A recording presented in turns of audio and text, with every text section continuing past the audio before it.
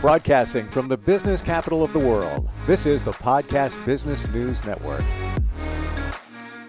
And welcome back, everyone. If you've ever thought about writing a book, it's been in the back of your mind. You have some ideas, whether it's fiction or not. Let's help you out with that and walk you through the process. And we're going to talk with a publisher and an author today. And a unique situation here because up now, the publisher helped with the book. They didn't meet until this moment. They haven't met, as a matter of fact. They work together and very beautifully with a fantastic book, starting with the publisher. Mark Pogodzinski is back with us. How's it going, Mark? Good. How are you? Very well. And I'm intrigued about the process here. It just goes to show that with today's technology, you don't always have to be fully connected with somebody to get a goal accomplished. So I would like to introduce you to Dan McAllister. I'm introducing Mark to Dan right now. How crazy is that? And you guys worked together and produced a fantastic book. Hey, Dan, how are you? I'm doing great. How are you guys? Yeah, fantastic. So where are you located, Dan? I am in Indianapolis, Indiana. Wow. So Mark, NFB Publishing, is in Buffalo. Somehow the two of you got together. And Dan, before we get into the book, I'm intrigued about the whole process here. How did it work? How did this all go together?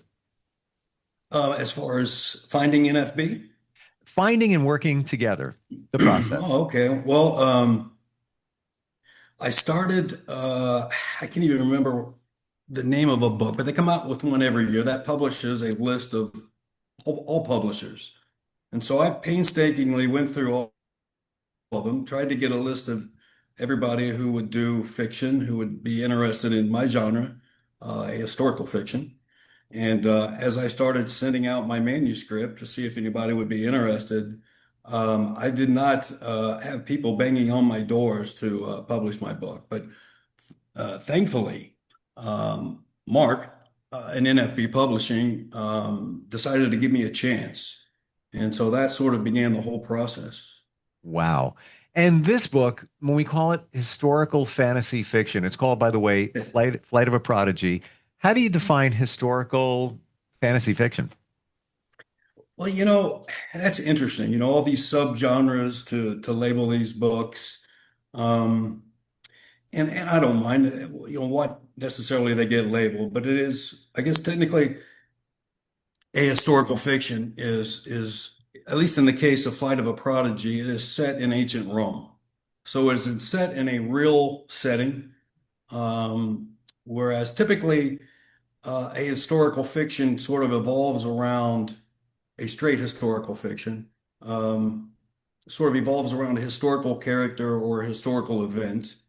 Um, this does not, although it does try. I do try to stick within the timeline and have the environment, the customs, the clothing, food, etc., as historically accurate as possible. Was that challenging for you in terms of the research to make sure that it was historically factual in terms of making sure, what somebody's wearing, maybe its weapons, what life may have been like on the streets in ancient Rome? Yes, there was a lot of research involved, but luckily we all have a search engine at our fingertips. So I was able to do a lot of that research as I went along. So the whole process of writing this book was quite educational for me, as well What as I hope the reader. what surprised you the most as you did the research? What stood out for you? Like, wow, I can't believe that it was like that in ancient Rome back then. Yeah, and I was looking for a platform for this story where and this is how ancient Rome came up and became, my decision for that is that it was a place where it was both incredibly violent, incredibly brutal world, and there was also a culture of glory in battle, in victory, and all that. Um, So I think what surprised me most as I researched this was exactly how brutal it was in Rome. Mm. And it's yeah, just a different kind of completely different kind of culture that I don't think we can really relate to today very much. So it's fascinating. Wow. And this is a story of an 8-year-old who was homeless, surviving on the streets of Rome, fending, making his way. Um, can't even imagine based on what you just said. Yeah, it's an extreme case. So the first chapter, and I try to warn people because the first few chapters of this book is it's really dark. But if you can make it through those first few chapters, it brightens up quite a bit as it moves along, and it moves at a very fast pace. So the first and second chapter, he's that 8, 9 year old kid who's just going through the most brutal experience of just trying to survive, imaginable, the worst situations that I could come up with. So it's pretty horrible, dark stuff. Like in chapter two, um, his upbringing really affects his perspective, so that you can really see the difference of as he is enslaved, the difference between his perspective and all these other kids who were enslaved with him. Um, in that, these other kids were just horrified, and as anybody would be, and was having a really tough time dealing with it, and these life and death situations at every corner. Whereas to him, his perspective was, he wasn't homeless on the street anymore, and he wasn't, he was getting a hot meal every day, and just for that, he thought he was in a pretty good situation. Wow. So there's a lot of focus these days, most recently on childhood trauma. I'm gratified that more people are finally okay talking about mental health and looking how what we grew up experiencing kind of pilots us now. And those traumas could be something as, you got bullied on the playground, or, Oh, yeah. your best friend left you, flat left you, you're 7 years old, you're on the playground, we're not friends anymore, walks away, and now you have a feeling of abandonment, and then you deal with that later in life as an adult, childhood trauma. Remy, the character in this book, deals with his childhood trauma radically different, not to minimize anything, radically different in terms of what he experienced on the streets and life growing up. Um, how did he get past that as the book goes on and as he gets older? Yeah, and that's one of the things I really like about sort of a coming of age story. I really like, and I wanted to present in this book a case where, you're at that age, because after those first couple chapters, I should say, it sort of fast forwards to where he's 16 years old, I think, 16, 17, around that age. And so, at that age, that mid late teens, right? You're not really a kid anymore, but you're not quite yet an adult with experiences of how the world works. And so it allows that. What I really like is to explore the innocence versus a predominant evil kind of situation. And so as it starts with him at that age, the way he's dealing with all this trauma, he's kind of teetering on either side. He could be good, he could be evil, but he has this unique training that makes him a dangerous weapon. He has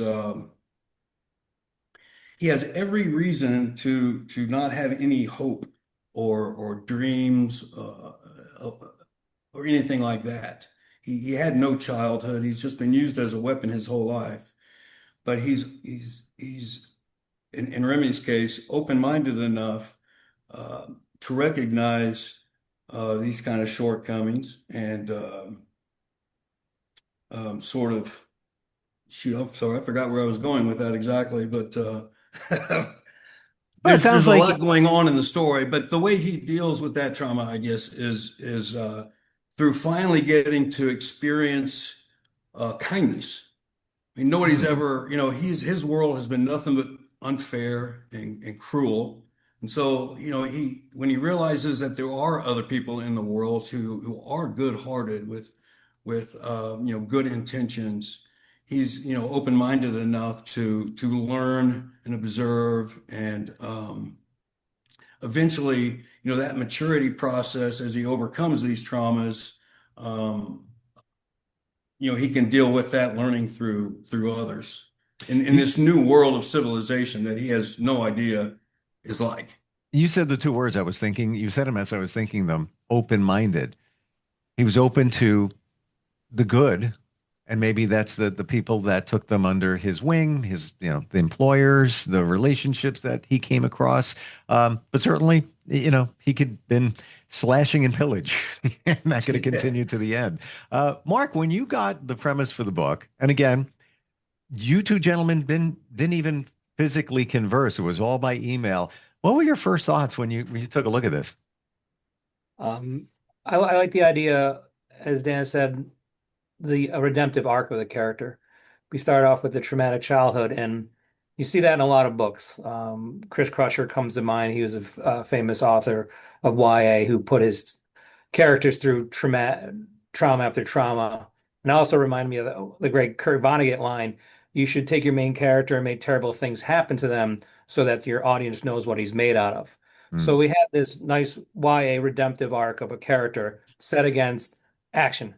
Um, Rome, he's again like a living weapon, something different than like a sort of run-of-the-mill YA teenager I'm going through trauma in high school, where this is more epic in its reach. So I thought the combination of that idea of a YA book coming of age set against the epic and an adventure story, and at the end when he gets the new pseudo family as Dan mentioned, the rekindling of hope, the rekindling of a relationship, and possibly love, which has been devoid in his life up until that point. It hits all the marks of a good YA book of that coming of age. And I think what it sets this apart is that epic notion to it, that adventure, that action, which is really, I thought, what's made it stand apart. Have you done this before, Mark, with other authors where you don't have to converse with them? You've got, email, you're on the same page, literally, figuratively, and you get it done? Usually that's how it works. It works where, especially someone who doesn't live in the general vicinity of I do, as I do, it's email or phone call. And with the emails, you get back and forth. And reading, I find reading someone's book really lets me understand who they are. Mm.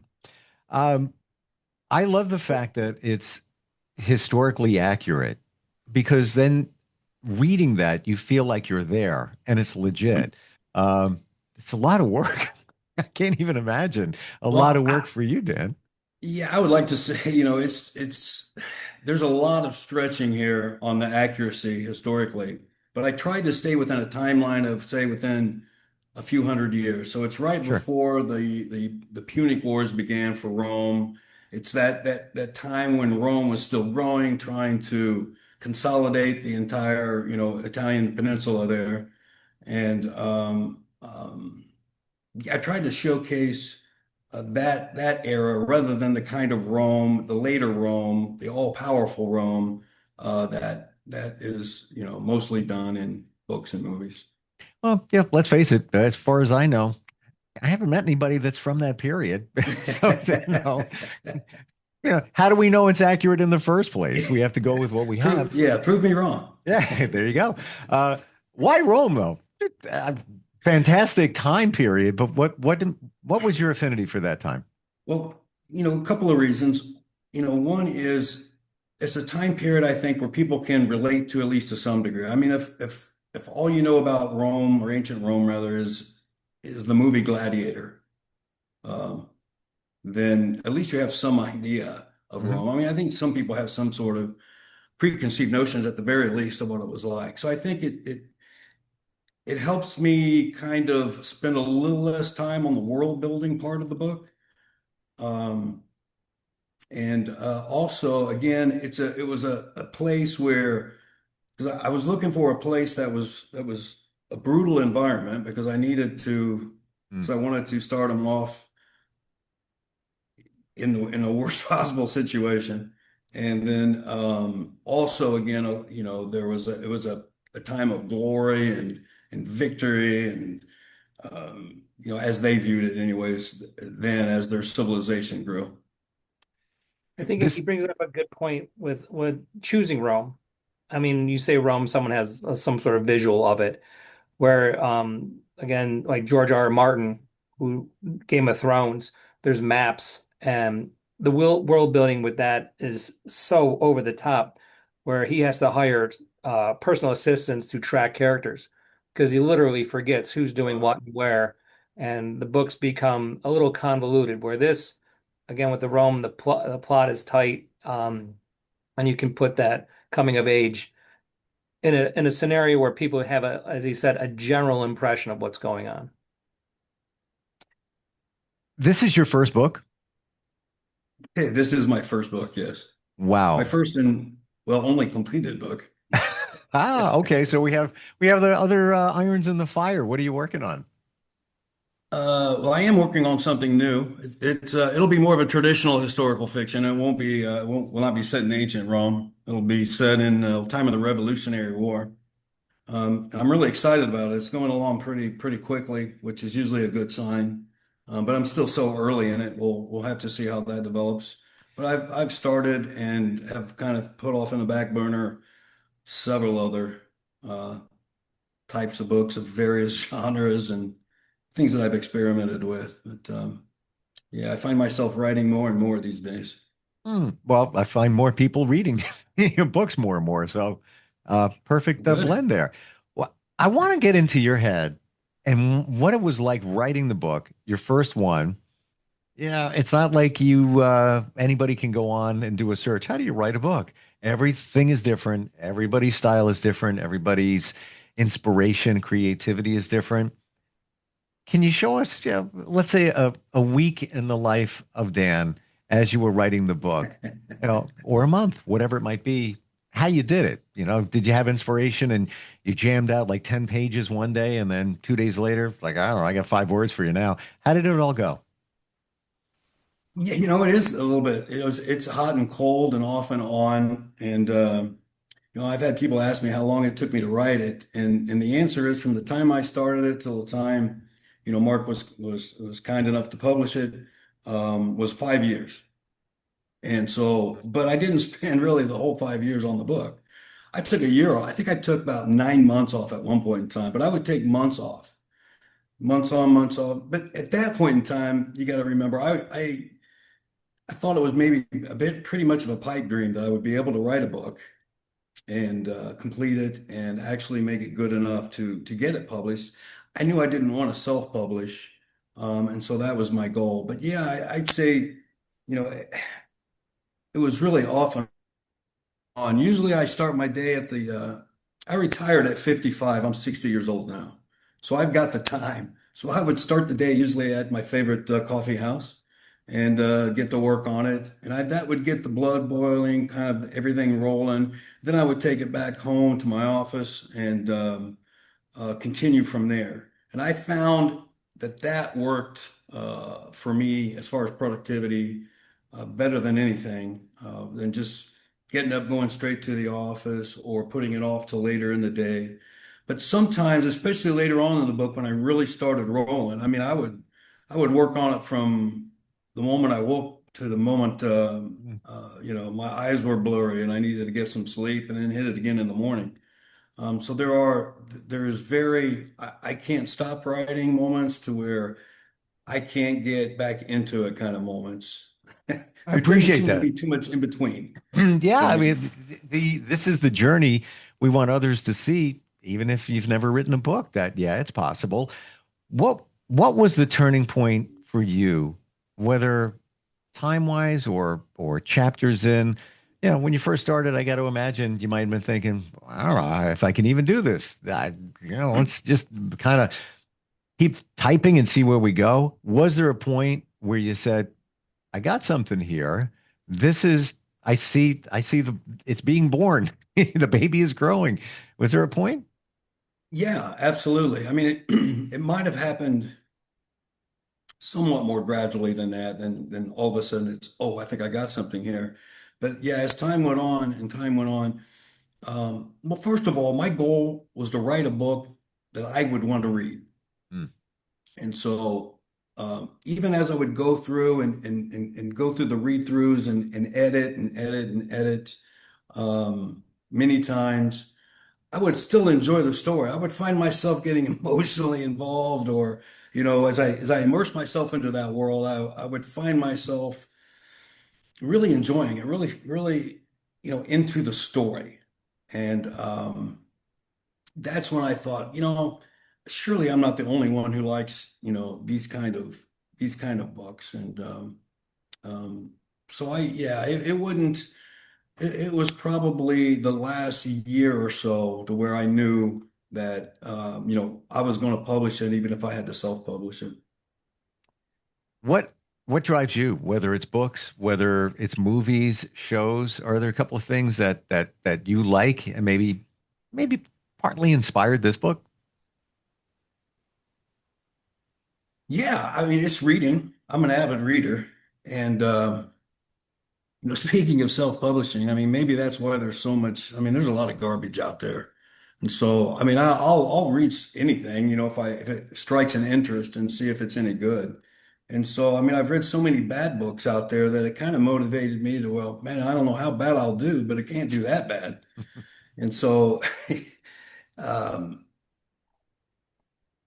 yeah, I don't know if that answers the question or not, but it was. Any specific titles or shows or books, trilogies that you might be interested in? Hmm. Oh, I see what you're saying. Again, I like. I just wanted to write a story that I was just having a hard time finding the kind of books that I really like to read. I'm a big fan of, Bernard Cornwell is probably my favorite author. David Pressfield, a lot of these historical fiction writers, kind of Golden. And there's a list on and on and on. So, I mean, my favorite authors can only put out so many books at, at a time. So eventually you run out of books to read. And so I got so frustrated with it that, that's what started me writing. And then what led me to this kind of book, I mean, really what inspires me, I guess, is in a good story. It's all about the story to me.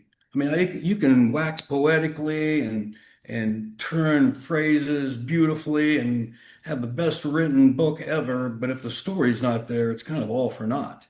And so, number one is I wanted to make sure I had a good story, and that it was fast paced, that it was action packed, that it was, intensely emotional. The more of that Mm. that I get out of a book, uh, uh, the more I get into the book. And so that's what I was looking to kind of create. And honestly, Steve, I think I succeeded in it. I think I really enjoy reading this book almost as much as Right. I enjoyed writing That's, it. that's cool to hear. It is because so many of us put ourselves down. Many don't celebrate our wins, even the little ones during the year, the week, the day, even. So it's actually refreshing to hear that. Uh, Mark, what's your advice, even based on Dan's first book journey? If somebody's thinking about writing a book, even has some thoughts, what's your advice to them? Again, I go back to Kurt Vonnegut, and one of his pieces of advice when writing is write for one specific audience, you. And I think Dan says it right there. Write the book that you'd want to read. And I feel at that point you're going to be more invested in the story. When you try to write something to make everybody happy, you open a window to the world and you'll get pneumonia. And then your book won't be what you want it to be in the end. And so that I think that's one of the best pieces of advice that I always give young writers, especially novice writers. What should I write about? Well, what do you like? And sometimes you get a blank stare back, like I don't know. No one's ever asked me that. I like historical fiction. I like action packed, I like fast paced books.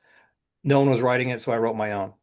And to hear Dan say, I almost enjoy reading it more than I did writing it, then that's a success. Mm. And that's what a good writer will do. And so I think that's what first piece of advice I always give writers is write something that you'd want to read. Because if you're bored reading your own writing, everyone else is going to be too. And that's the first step in writing a good book. So many good things in this book, Flight of a Prodigy. You can check it out on Amazon. If you're thinking, hey, maybe you could do this, nfbpublishing.com, start that conversation. It can be by email. That works too, as you can see here. We got it done. Mark, Dan, thank you so much for being here today and sharing this journey. Really appreciate it. Thank Well, it you. was my pleasure, and it was great to meet both of you, especially you, Mark. Thank you. Full truth be told, before we got on here with you, Dan, Mark was saying, I don't even know how old he is. I've never seen it before. I'm like, are you kidding? Well, I'm But not young. I might have surprised you there. but you know None what's of us are. I'm older than all of you. The amazing part of this is the technology and how you can produce something so amazing like this without even talking. To me, that speaks volumes in terms of the vibe that you gentlemen had doing this, and rinse and repeat for others. Again, thanks for being here today. Thank you. Appreciate it. Thank We'll be you. right back.